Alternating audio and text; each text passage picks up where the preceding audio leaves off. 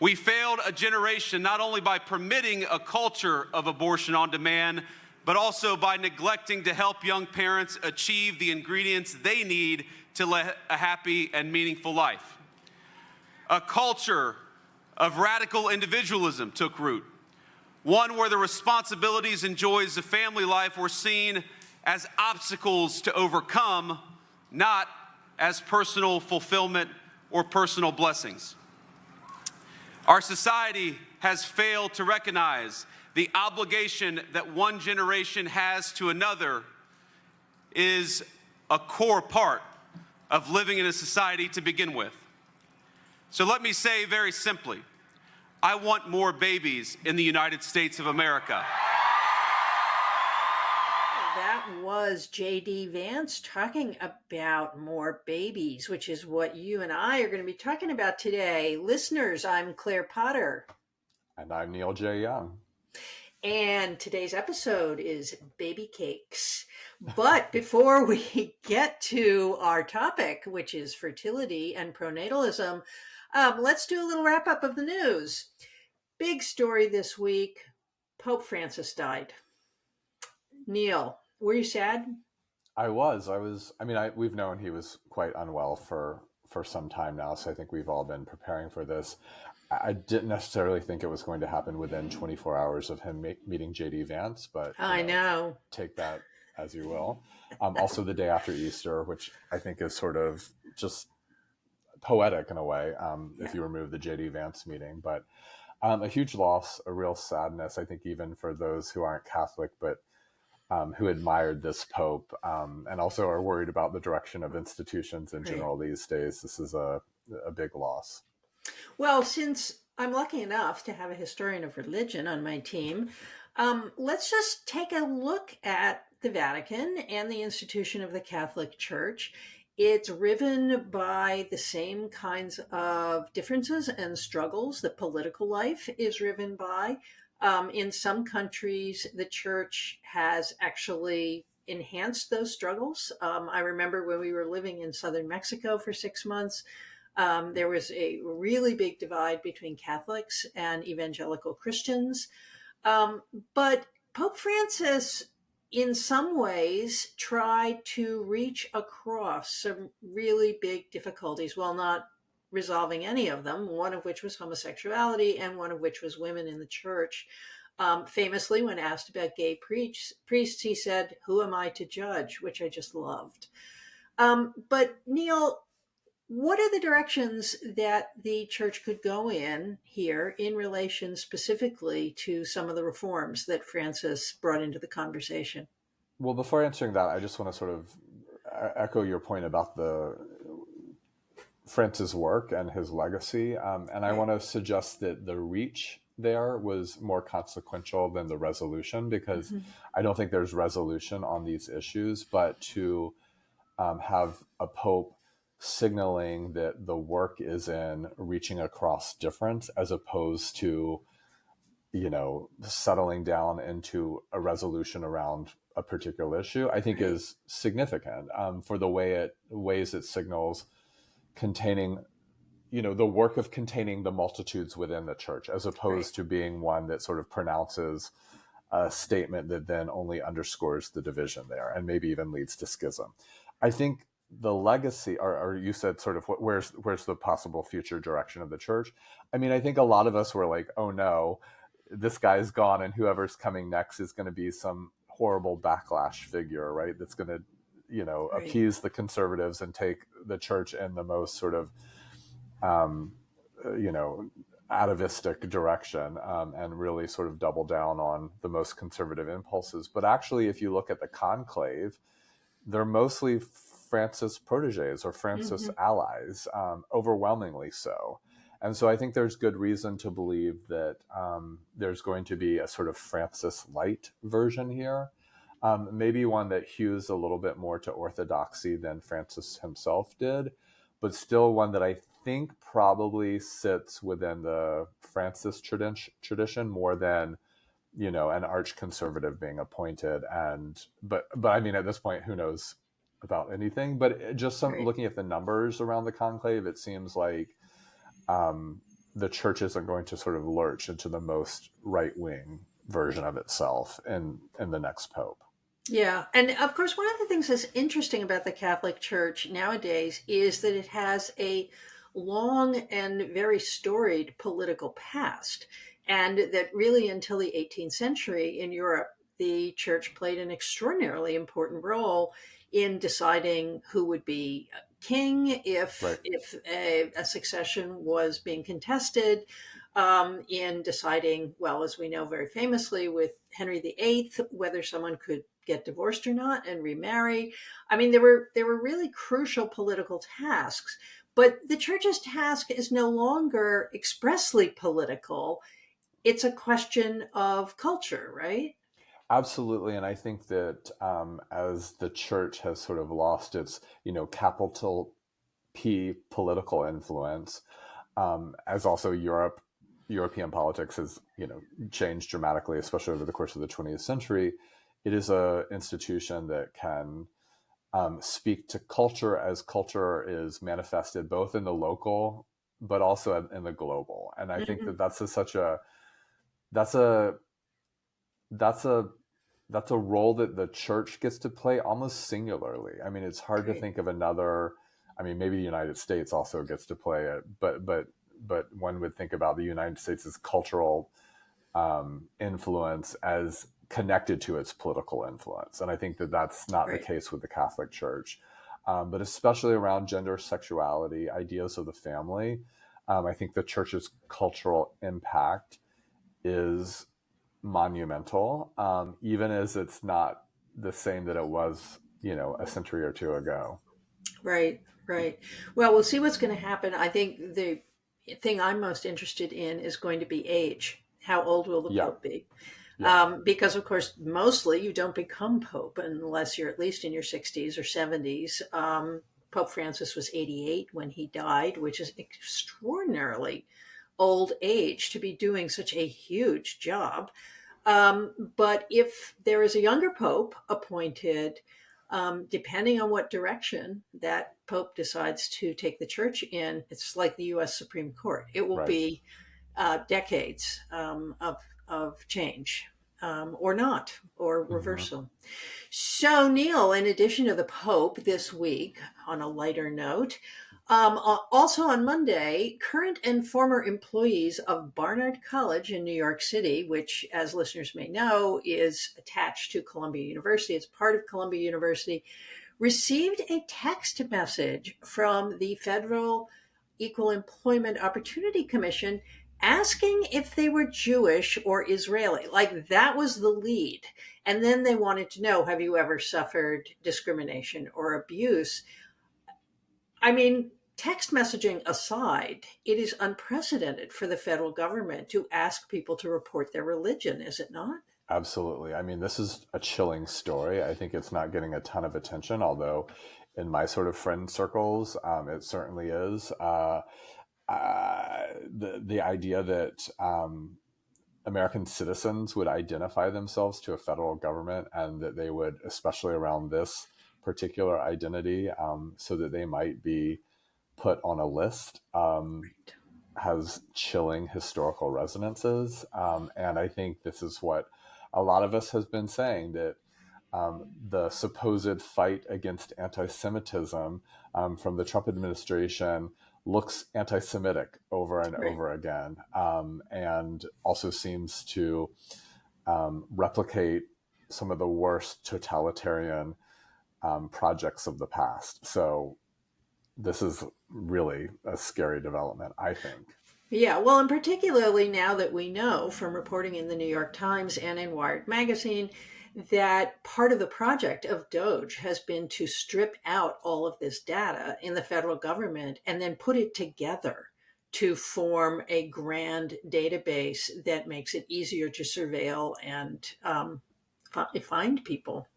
Right. Having this little bit of information is really scary. I mean, if I get a text saying, "Are you a lesbian?" I'm just not answering it. I'm just not answering. Depends on the I day, don't. right? It depends on the day, right? Exactly.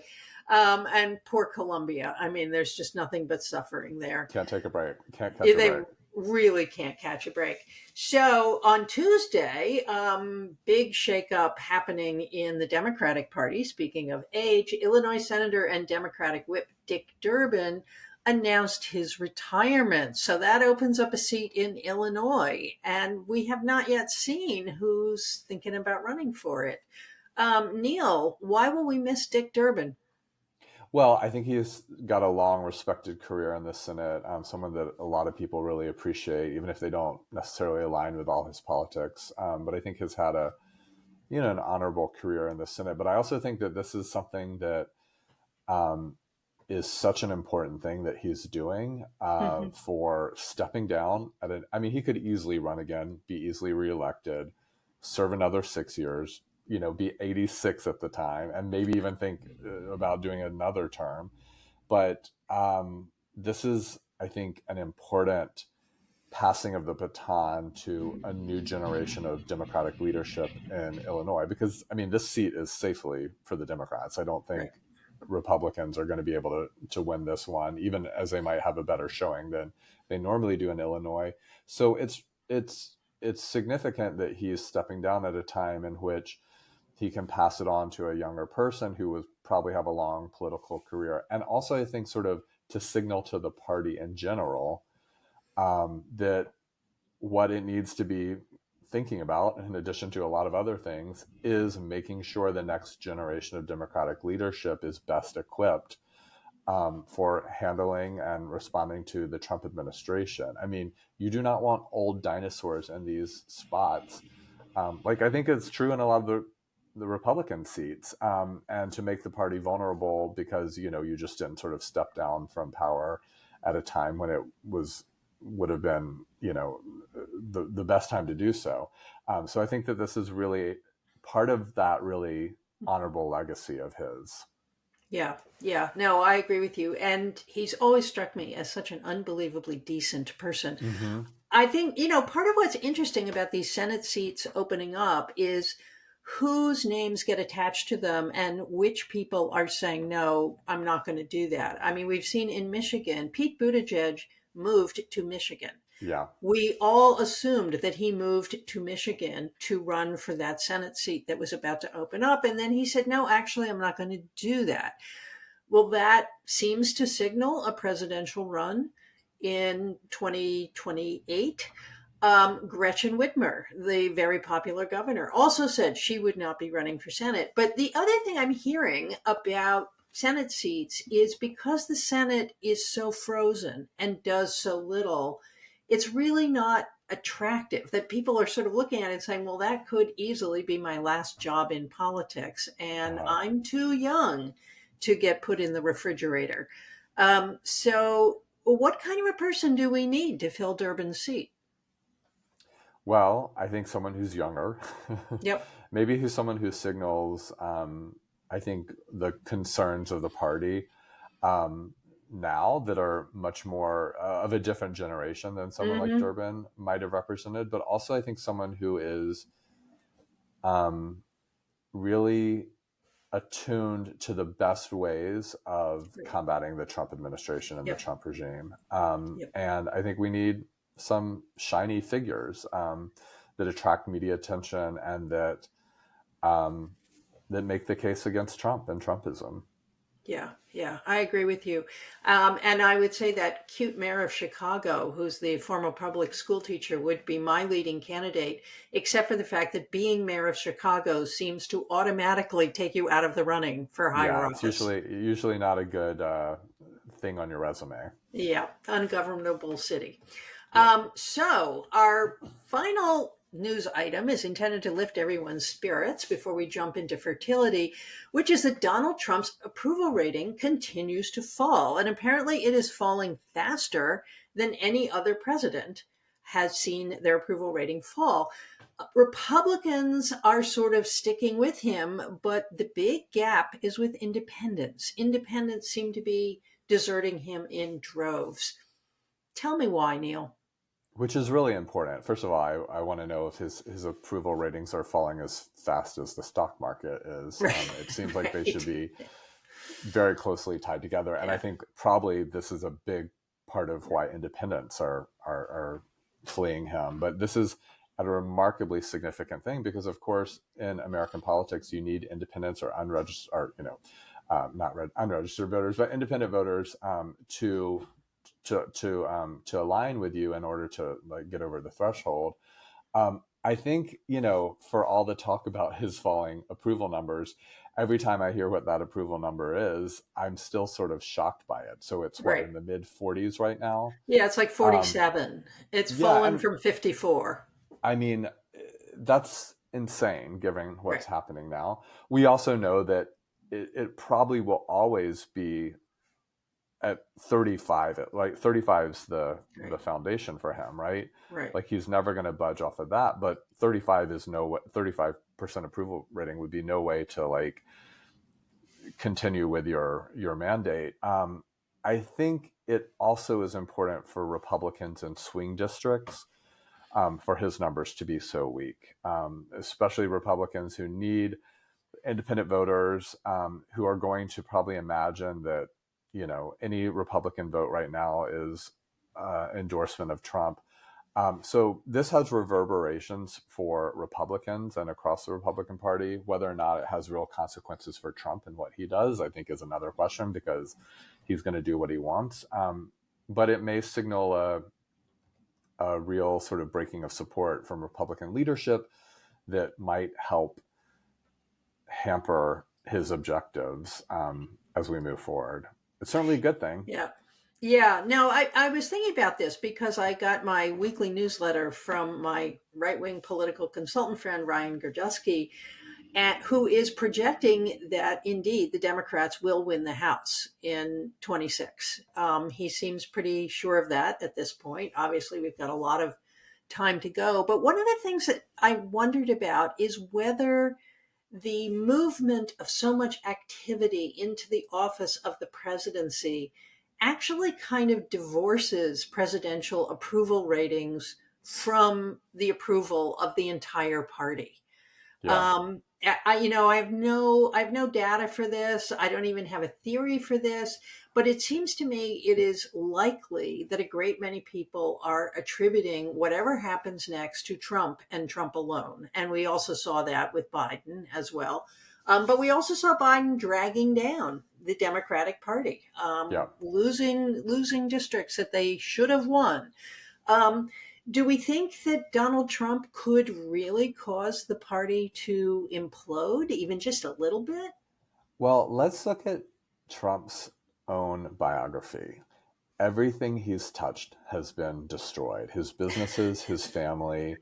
Um, I mean, that is his consistent pattern, Yeah, and he always survives those destructions. So I think that like that's instructive here for thinking about what it might mean for Trump to preside over a Republican Party that is decimated by him, even as he continues to do what he wants, and probably could run for another election and win yep, again. I mean, I think you can yep, imagine a world in which he's running for yet another right, term, and the Republican Party is in complete disarray, and he wins the White House yet again. I think that that's right. something that we can imagine happening. But I think your point about the sort of consolidation of government work of power essentially in the presidency is important for us to keep an eye on here and what it means for his approval ratings and how much of those are tied to Republican success and also just what it means for the 2026 election. I agree with you, or with Godursky. Like, I think Democrats stand to do really well. The question is, do we have that election? I think that's, for me, a open Right. question. But I think right now, Democrats are well positioned to do well. Yeah, I do too. And I think the one thing that seems fairly obvious to me, but we'll need to see it play out, is a lot of those independents said, no, I don't like Donald Trump. I think he's a horrible person. Right. I think he's crude. I think he's awful, but he's a good businessman. Now, I don't know why they actually believed that, but there Right. was this sense of like he would steward the economy and that the 2016 to 2020 economy people believe was pretty good. I don't know why they thought it was pretty good. The economy always seems more or less the same to me. But he's quickly showed that he's a terrible businessman again, as you say. Yep. Yeah. Yep. Yep. So let's get on to the fun part, which is fertility and pronatalism. So, Neil, for some reason this week, all over the news outlets, there have been stories about the falling birth rate, whether we're going over the cliff, as they say, and Republican efforts to promote Americans having more babies. But this is happening in a global context as well. Apparently, the American birth rate is 1.6 children per woman. We don't count per family anymore, it's just per woman, in part because so many people are having children without being married or being in families. But 1.6 is apparently the number after which you go over the cliff, at which your birth rate can drop so dramatically as a nation that you're not only not at replacement, but you're shrinking. Mhm. Neil, what is the history of pronatalism in the American past? How have we thought about giving birth as something that is a political imperative?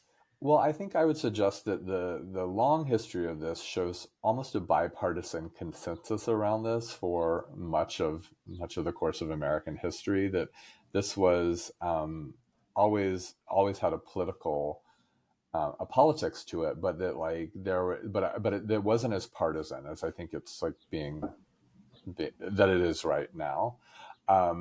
And I think, I mean, I wonder if you disagree with that, but I would sort of sketch the long history here as one in which this has been a sort of bipartisan consensus. What one does for the nation is, is be fruitful and multiply in service of the national good, and that this is something that especially women are called to do as a civic virtue, as a civic duty, to be mothers and to give birth and to raise children who will sort of honor and support the nation.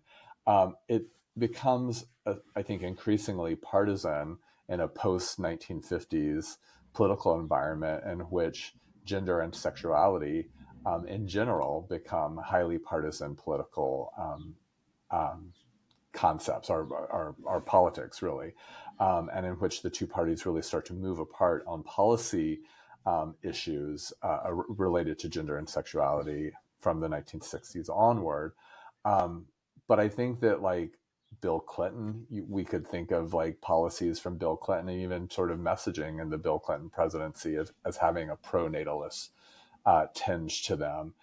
So all of that's relevant, I think, for us thinking about the JD Vance Mhm. of it all right now, and the particular politics of it in the Trump administration.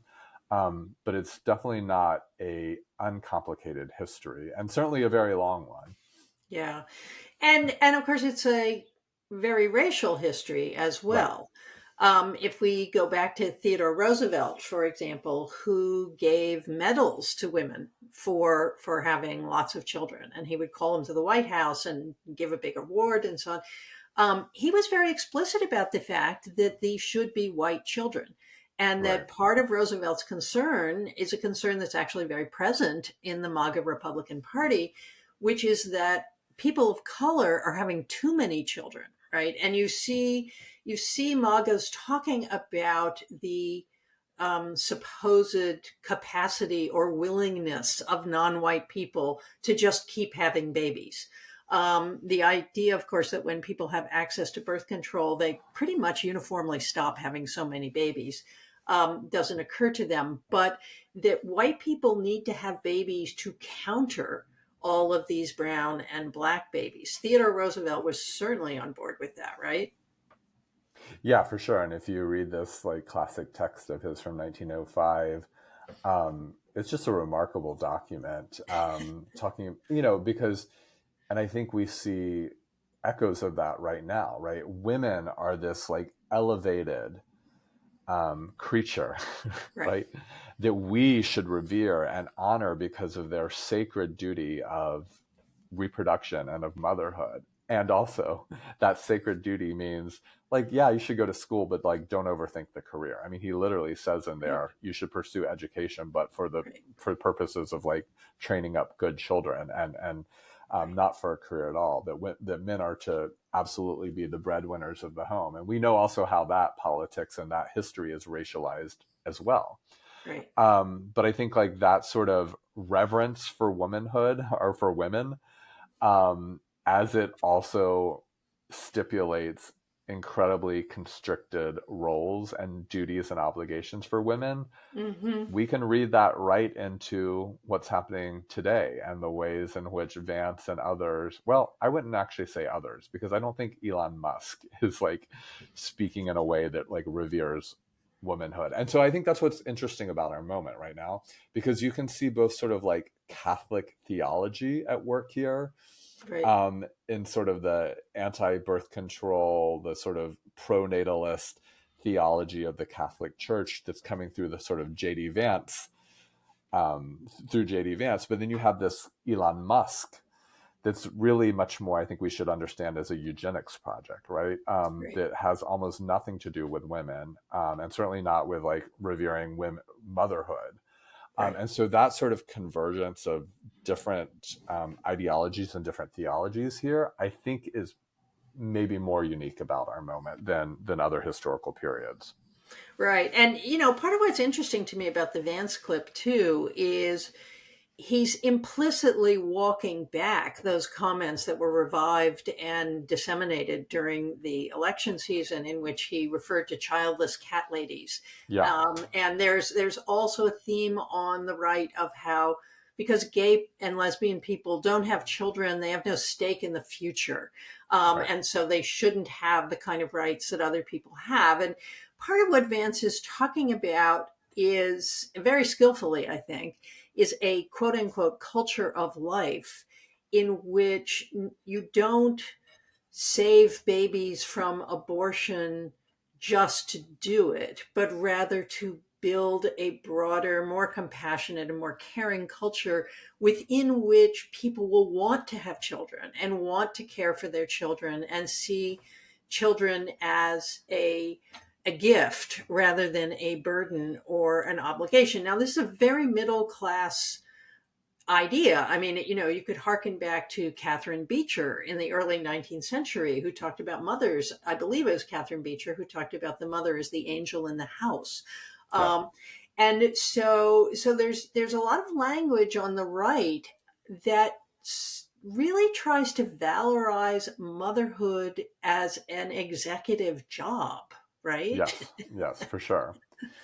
I want to get back to the abortion part of this because it's really important, right? Right. And I think you've like sketched this out really, really nicely. That like the conservative logic here is like if we remove abortion, as both a legal option and also as like a cultural idea of like what one could do, then this actually enhances and increases sort of a cultural appreciation for childbearing and for children, right? Like Hmm.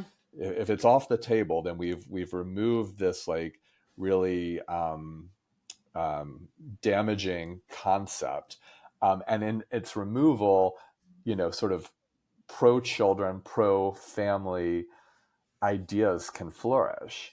Now, liberals or Democrats have actually always made the opposite argument, which is that if you can create the economic conditions in which most people don't seek abortion. I mean, this is like a Bill Clinton and a Right. Hillary Clinton actually argument, at least Hillary Clinton in her sort of earlier iteration of like abortion should be rare, safe, and legal, right? But it's rare, safe, and legal in a nation in which economic conditions are secure.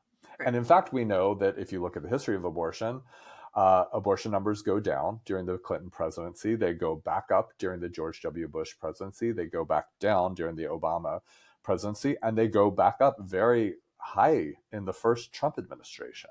Right. In fact, I think there were historic highs during the first Trump Right. administration, which only, I think, underscores the point of economic conditions, broader systemic challenges in the nation, which often shape decisions that women have about their bodies and about reproductive choices, right? So I think it's worth us just sort of underscoring, although I don't think this will be like a radical idea for our listeners to hear, but that to sort of give this lip service and literally this pitiful check of $5,000 Right. is to actually fly in the face of what we know, that the economic policies of this administration and of other Republican administrations, but particularly of this presidency, are setting up the very conditions in which more people seek abortions, and that Right. this is just such a like silly thing that's being done, but also one that I think we shouldn't just regard as like inconsequential. This is like deeply chilling, Right. especially for what it means for unmarried people, for non-white people, and particularly for LGBTQ folks. Yeah, no, I think that's right. And just to roll it back to the whole question of education, because I think education is very much a part of this. That um, a lot of young people say they don't want to have children and they're not Mm-hmm. interested in it. As a New Yorker, one of the things that's easy to see is that having a child in New York, unless you have a lot of money, and the $5,000 at birth is really not going to cut it, unless you have a lot of money, raising children is really hard. Child care is extremely expensive, and when it's not subsidized by any government entity, it can chew up as much as one of the two adult salaries that are coming into the household. But then what gets even more difficult is the question of school. And we have a complicated education system in which, in New York at least, parents have to apply to put their children in public school.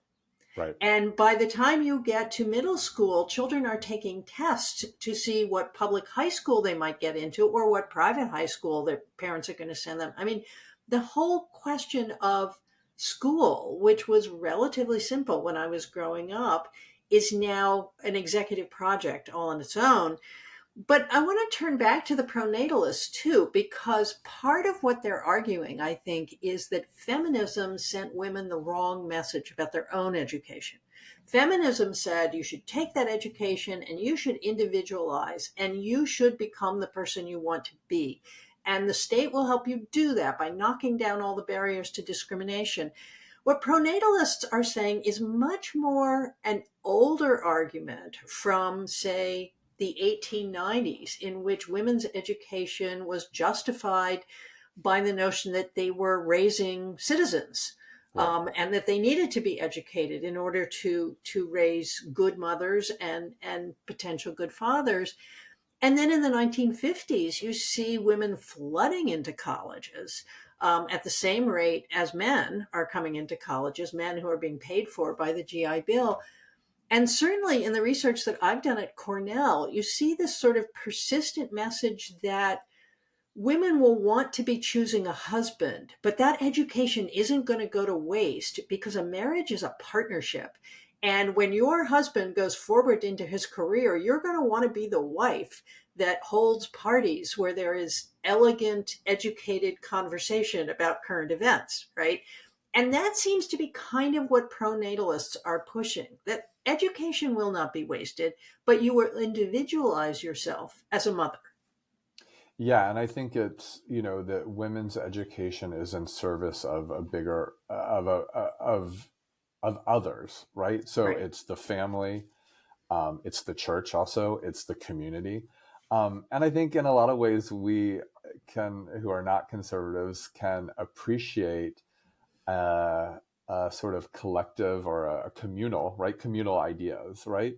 But Right. of course, in this example, it's all of those things in service of others and at the denial of one's own, right, oneself and one's own Right. ambition and one's own sort of individual life.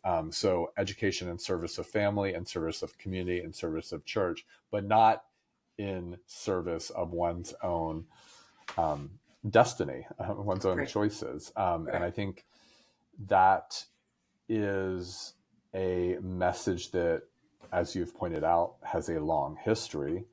But I think even as it has a long history in our particular moment, it's, I think, not surprising given just the basic facts we know. Like, more women than men go to college, more Right. women than men graduate from college, right? So that genie is out of the bottle. But um, this sort of this discourse allows for that to be the case. Right. But it says, like, but the purpose of this thing Right. is for not for the career, not for Right. professional endeavor, but for communal responsibilities.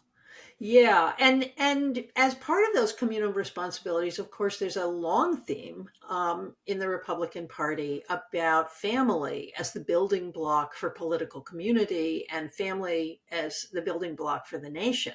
And so, one of the things that's at issue here is there are some pronatalists who just say, have the babies, however you have to do it, just do it. So you've got your Elon Musk who's Right. spreading his sperm all over the place and giving people actually substantial amounts of money to have his babies.